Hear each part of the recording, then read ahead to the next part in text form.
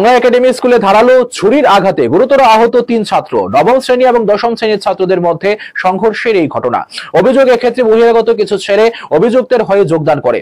ঘটনাস্থলে পশ্চিম থানার পুলিশ এবং আধা সামরিক বাহিনী। স্কুল চত্বরে আতঙ্ক। ছিল দেখছেন তো অবস্থা কিটা, মা মারা গেছে, নাম হয়েছে টিজন দাস।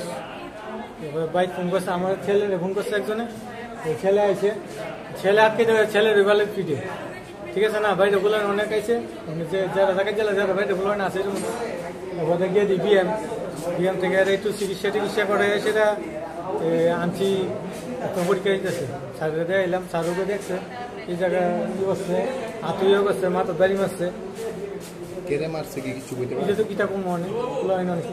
লাগছে আর রড চুরি টুরি করতে গেছে কি নিয়ে আসলো, চুরি লিয়েছে, রড লিয়েছে। আপনি কি দেখেছেন?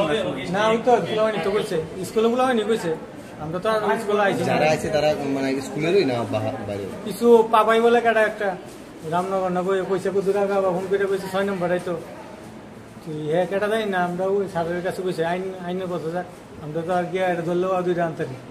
বর্তমানে আপনার ছেলে কিরকম আছে?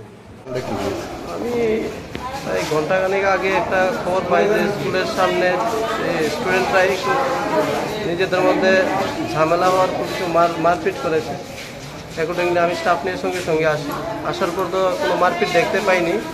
তারপর এখানে গার্জিয়ানরা দিচ্ছিল, গার্জিয়ানদের সঙ্গে আমাদের কথা হয়, বলছিল যে স্টুডেন্টরা নিজেদের মধ্যে ঝগড়া করে ইয়ে করেছে, একটু দুজন স্টুডেন্ট আহতও হয়েছে, একজন ক্লাস 9-এর এবং একজন ক্লাস 10-এর। তারপর আমি হেডমাস্টার স্যারের সঙ্গে কথা বলি এবং ওনাদের দিদিমণির সঙ্গে কথা বলি, যারা ছিলেন ক্লাস টিচার ম্যাডামের সঙ্গে।